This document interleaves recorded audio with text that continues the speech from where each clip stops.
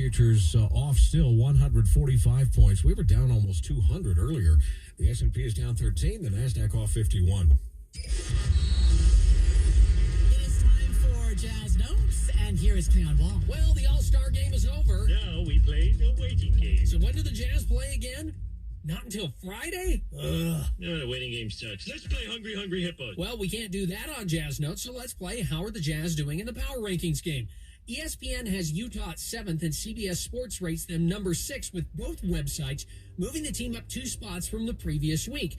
Each site focused on different guards. One on Mike Conley's confidence upon returning to the starting lineup, while the other targeted Jordan Clarkson's recent scoring bid. The interesting part is neither guy is consistently closing games for the Jazz, but that shows their importance earlier in games. And don't be surprised if one or both finish some of the 28 games left in the regular season. With Jazz Notes, I'm Cleon Wall, KSL News Radio.